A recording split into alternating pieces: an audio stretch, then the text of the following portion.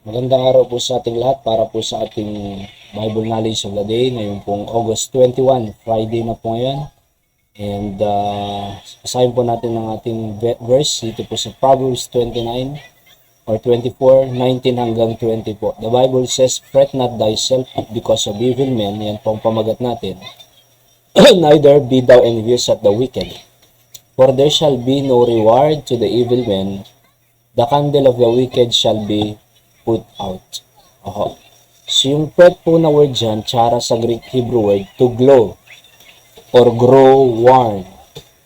Warm, zeal or zeal. Yung pagnanais, yung desire, strong desire. Ito po, zeal. And jealousy. Alright? So jealousy. Kumbaga, yung bang gusto mo, yung zeal ka, yung meron kang kasigasigan na maging kagaya ng evil men. Or nag-grow ka pa, nag-glow ka pa na maging katulad nila. Okay? Or jealous, naiinggit pa tayo sa kanila. Kaya tinuro po ni Hari Solomon dito, tandaan niyo po si King Solomon is the wisest on earth ever lived. Kasi ang Diyos ang nagbigay ng wisdom po sa kanya. Naranasan niya po ang lahat ng karangyaan ng mundong ito. Pinakamayaman siya, pinakamatalino siya. Lahat ng material na bagay siya nasa kanya. Mga kapatid, pera, lahat nasa kanya. Pero ang sabi niya, fret not thyself because of evil men. Okay? Bakit? Alam niyo po yung kahihinatnan ng isang evil man Huwag kayong maging zeal or maging magsigasig katulad sa kanila. Huwag kayong mainggit sa kayamanan nila. Huwag kayong, in fact, si Hari Solomon, sabi niya, hear the conclusion of the whole matter. Ecclesiastes chapter 12, 13 and 14, di ba?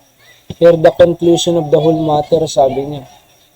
Fear God and keep His commandments, for this is the whole duty of men.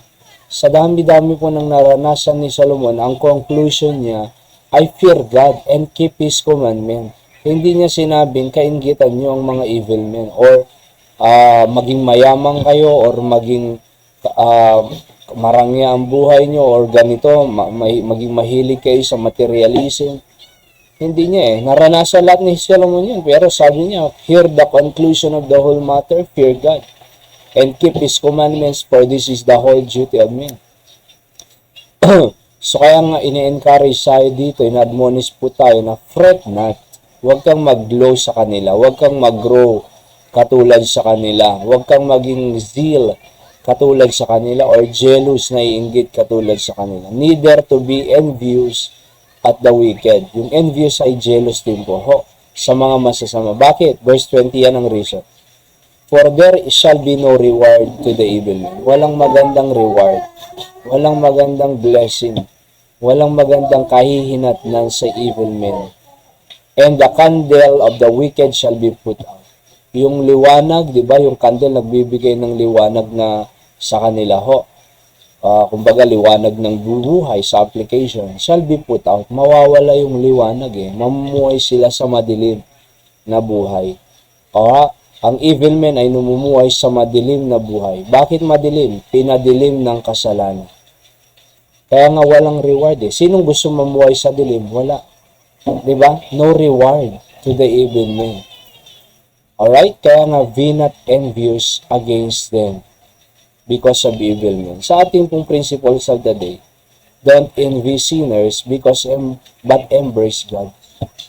Number 2, evil men lead to destruction, but embracing God leads to God. Alright? So, sa Panginoon po tayo at mag-embrace, wag mag-envy sa evil men. Kasi nga, walang reward. Alright? So, wag po tayo mainggit sa mga vision nila, sa mga materialism nila. Sa Diyos, God is more than sufficient for us. Embrace God. Okay? God bless po. Yan po ang ating Bible knowledge.